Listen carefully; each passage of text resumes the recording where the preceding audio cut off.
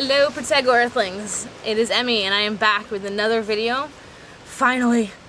Today I'm going to talk to you all about worm farming and having your own compost pile, or compost bin if it's being kept inside your house. Okay, so I've already set my bin up, however I'm going to go through the step-by-step process that I used to show you exactly how to do this on your own and make it as easy as possible. Now the reason I already set it up is because it's super time sensitive. When you order worms online and you get them in the mail, it's imperative that they go immediately into their permanent home and be given water so that they don't become dehydrated and they don't die on you.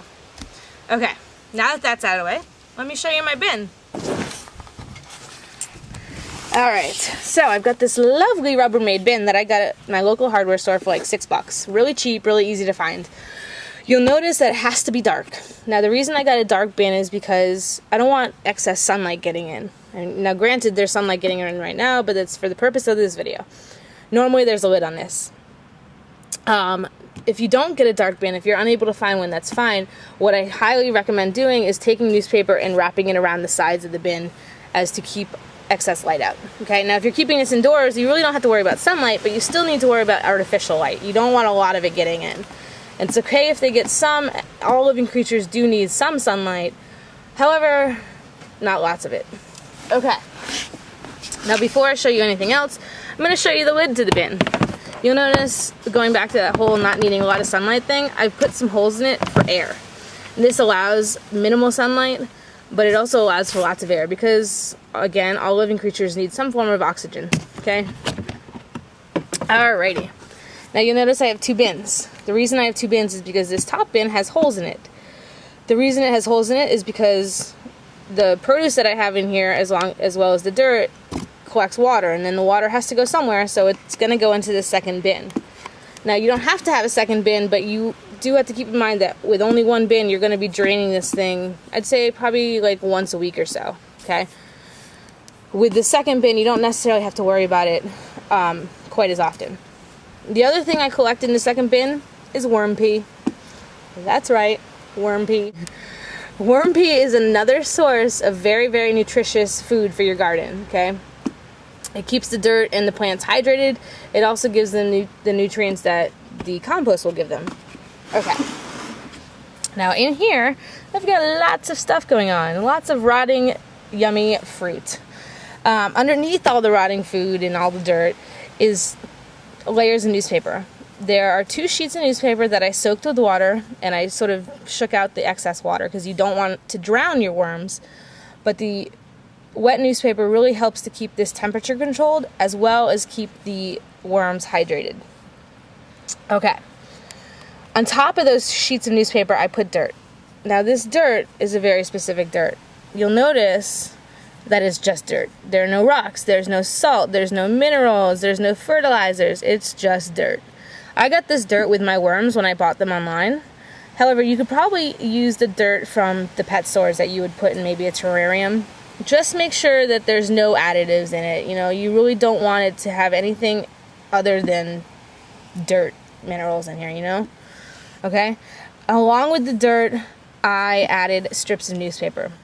Now they're about this long, and I've got about 30 of them, and I literally just mixed it in with the dirt like I would a salad. You know, you just toss it in. These strips of newspaper I soaked as well. Again, not excessively wet, but wet enough to keep this temperature control as well as provide moisture and something to keep the worms hydrated. Okay, the other great thing about newspaper strips is that it's another source of food for the worms. They eat them. As you'll see, this is starting to, like, right here, it's starting to rip and tear a little bit. Well, that's really just the worms nibbling on it. They like newspaper. They don't like colored newspaper. Stay away from comics, and especially stay away from those glossy ads. It is okay to have a teeny bit of color, but when you can, avoid it. Now, once you've got the newspaper sheets and the newspaper and dirt mixture in, then you can go ahead and add your worms. Now, I ordered worms from an online farm in Canada. The best places are US and Canada. You want to make sure they're not coming from too far because obviously the further your worms come, the higher the risk that they may not all make it. You usually end up having to order them in bulk. About 500 is the minimum, I believe, but they are very small. as I'm about to show you. They are not very big worms, see? They reproduce pretty rapidly. However, they stop reproducing when they run out of room. So they're really good at population control. I'm not worried about them reproducing in here because there's 500 of them and it's only a 10-gallon bin. So I'm not worried about them overrunning my home and my garden. Now, these little worms are red wigglers. There's a couple varieties of worms that you can get. I bought red wigglers. You cannot, and I cannot stress this enough, you cannot just go out into your garden and dig up worms and use them. They do not have the same digestive systems, they are not built the same way, and they will not survive in a bin such as this, okay? Now, these bad boys love dark, cool places. So I keep this bin in the front hall closet of my house, and it's just off into the corner where there's not a lot of light and there's certainly not a lot of heat or freezing temperatures, okay? Now, as for food goes, besides the newspaper, worms love pretty much any rotting food. As you can see, because I'm a vegan, I don't have a lot of breads and eggs and stuff like that, but you're more than welcome to add rotting meat, rotting bread, whatever. Just keep in mind that those kind of foods are not quite as moist, like fruit and grapes and lettuce here, they carry a lot of moisture, so you don't have to worry about adding extra water. If you're going to use breads and meats and dairy products, that's totally fine. Just realize that you're probably going to have to add about half a glass of water a day to keep the dirt moist and to keep the temperature controlled. Now, they like rotting food, like this furry thing that used to be a strawberry, okay? You don't want to add a lot of fresh fruit. What I have, if you can see over here, is a second bin.